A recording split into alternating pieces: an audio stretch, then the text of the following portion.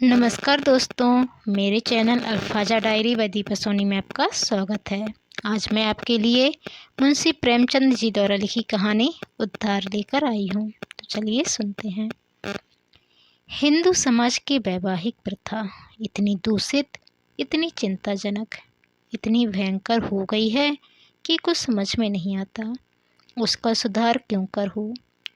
बिरले ही ऐसे माता पिता होंगे जिनके 7 पुत्रों के बाद एक भी कन्या उत्पन्न हो जाए तो वह सहर्ष उसका स्वागत करें।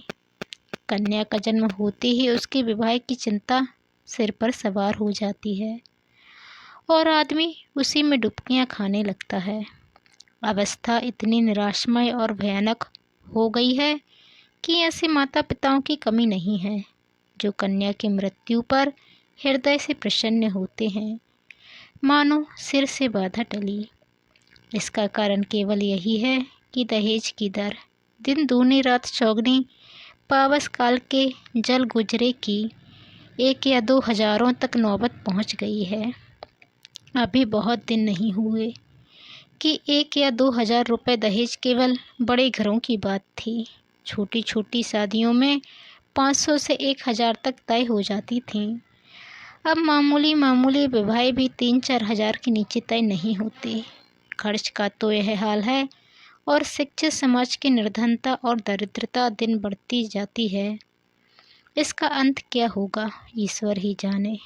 बेटे 1 दर्जन भी हों तो माता पिता को चिंता नहीं होती। वह अपने ऊपर उनके विवाह भार का अनिवार्य नहीं समझता। यह उसके लिए कंपलसरी विषय नहीं, ऑप्शनल विषय है। होगा तो कर देंगे, नहीं कह देंगे बेटा खाओ कमाओ, कमाई हो तो विवाह कर लेना। बेटों की कुचरित्रता कलंक की बात नहीं समझी जाती, लेकिन कन्या का विवाह तो करना ही पड़ेगा। उससे भागकर कहाँ जाएंगे। अगर विवाह में विलंब हुआ और कन्या के पांव कहीं ऊंचे नीचे पड़ गए तो फिर कुटुंब की नाक कट गई। वह पतित हो गया, टाट बाहर कर दिया गया। अगर वह इस दुर्घटना को सफलता के साथ गुप्त रख सका तब तो कोई बात नहीं, उसको कलंकित करने का किसी को साहस नहीं। लेकिन अभाग्यवश यदि वह इसे छिपा ना सका, भंडाफोड़ हो गया तो फिर माता पिता के लिए, भाई बंधुओं के लिए संसार में मुँह दिखाने को नहीं रहता। कोई अपमान इससे दूसरा है, कोई विपत्ति इससे भीषण नहीं। किसी भी व्याधि की इससे भयंकर कल्पना नहीं की जा सकती। लुप्त तो यह है कि जो लोग बेटियों के विवाह की कठिनाइयों को भोग चुके होते हैं वही अपने बेटों के विवाह के अवसर पर बिल्कुल भूल जाते हैं कि हमें कितनी ठोकरें खानी पड़ी थीं। जरा भी सहानुभूति नहीं प्रकट करते, बल्कि कन्या के विवाह में जो तावान उठाया था उसे चक्रवृद्धि ब्याज के साथ बेटे के विवाह में वसूल कर लेने पर कटिबद्ध हो जाते हैं। कितने ही माता पिता इसी चिंता में ग्रहण कर लेते हैं। कोई बूढ़े के गले कन्या को मढ़कर अपना गला छुड़ाता है। पात्र को पात्र के विचार करने का मौका कहाँ। ठेलम ठेल है। मुंशी गुजारी लाल ऐसे ही हतभागे पिताओं में थे। यूँ उनकी स्थिति बुरी न थी। 200-250 रुपये महीने वकालत से पीट लेते थे, पर खानदानी आदमी थे। उदार हृदय, बहुत किफ़ायत करने पर भी माकूल बचत न हो सकती थी। संबंधियों का आदर सत्कार ना करें तो नहीं बनता, मित्रों की खातिरदारी ना करें तो नहीं बनता। फिर ईश्वर के दिए हुए 2 पुत्र थे, उनका पालन पोषण शिक्षण का भार था। क्या करते। पहली कन्या का विवाह टेढ़ी खीर हो रहा था। यह आवश्यक था कि विवाह अच्छी घराने में हो, अन्यथा लोग हंसेंगे और अच्छे घराने के लिए कम से कम 5000 का तखमीना था। उधर पुत्री सयानी होती जाती थी। वह अनाज जो लड़के खाते थे वह भी खाती थी, लेकिन लड़कों को देखो तो जैसे सूखों का रोग लगा हो। और लड़की शुक्ल पक्ष का चांद हो रही थी। बहुत दूर धूप करने पर बेचारे को एक लड़का मिला।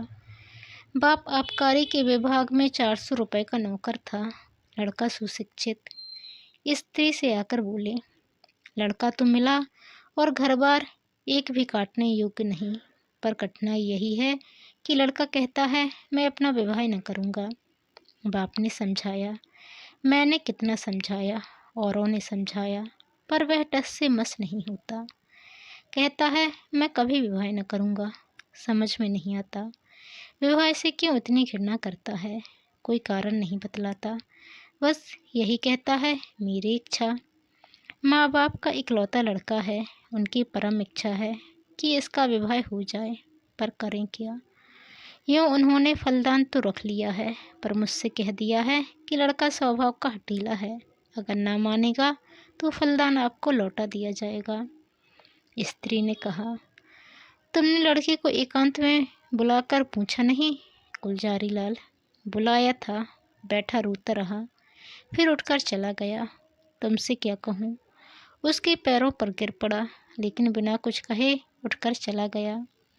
स्त्री, देखो इस लड़के के पीछे क्या क्या झेलना पड़ता है। गुलजारी लाल, कुछ नहीं, आजकल के लौंडे सैलानी होते हैं। अंग्रेजी पुस्तकों में पढ़ते हैं कि विलायत में कितने ही लोग अविवाहित रहना ही पसंद करते हैं।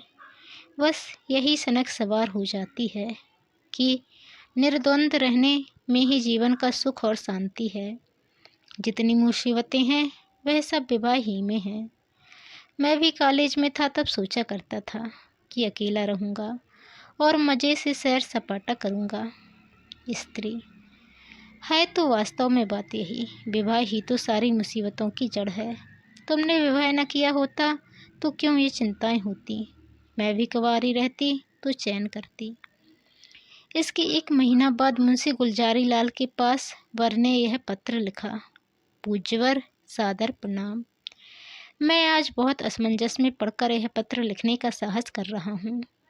इस धृष्टता को क्षमा कीजिएगा।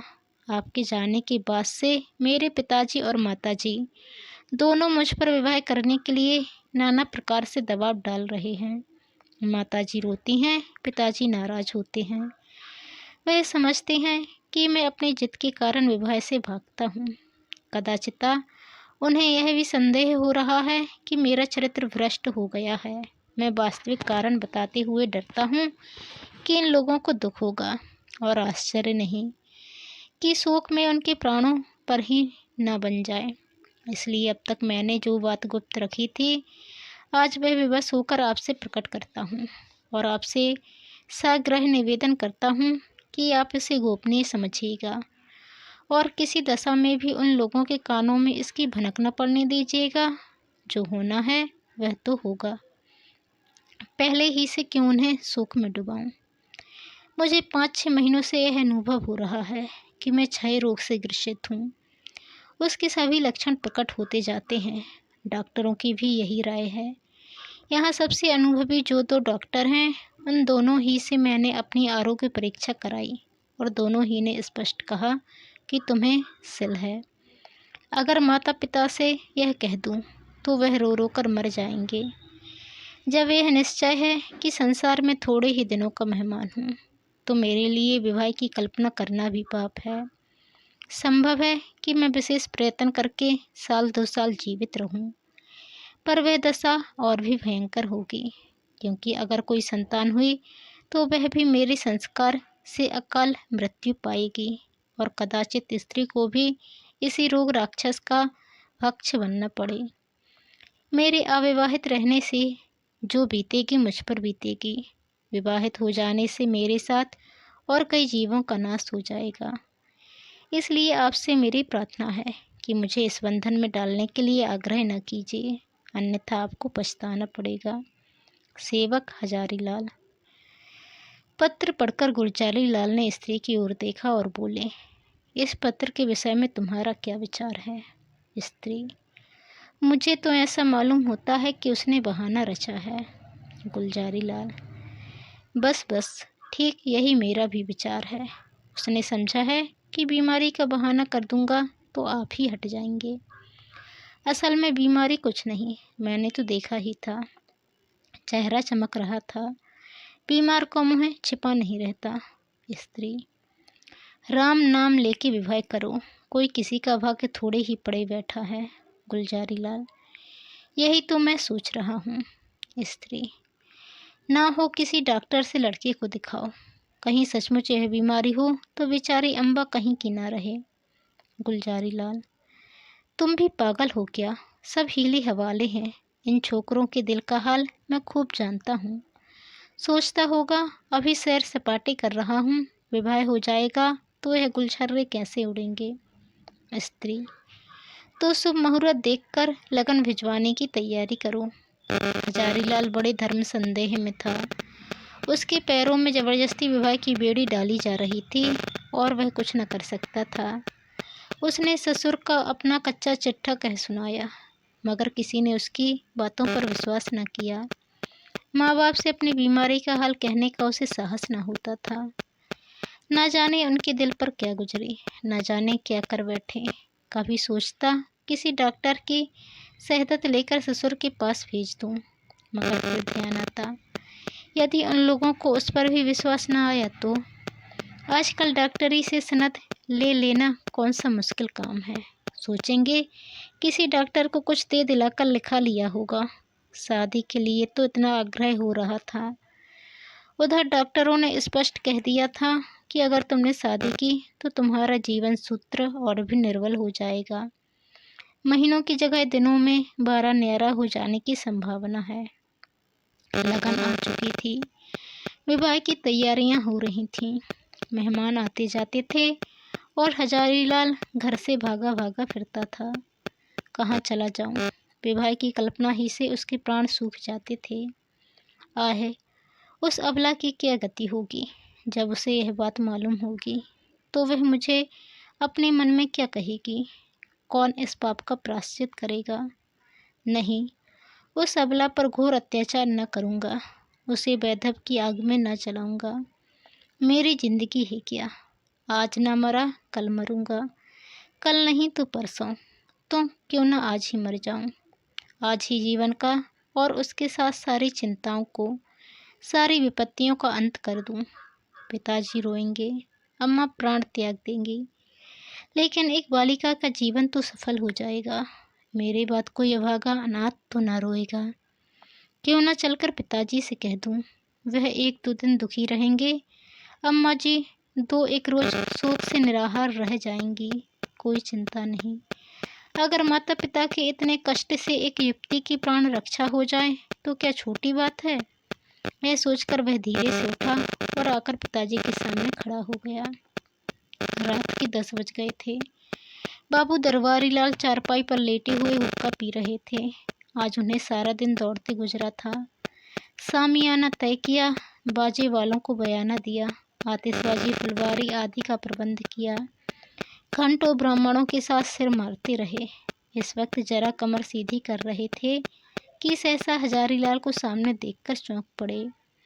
उसका उतरा हुआ चेहरा, सजल आंखें और कुंठित मुख देखा तो कुछ चिंतित होकर बोले, क्यों लालू, तबीयत तो अच्छी है ना, कुछ उदास मालूम होते हो। हजारीलाल: मैं आपसे कुछ कहना चाहता हूँ, पर भय होता है कि कहीं आप अप्रसन्न न हो।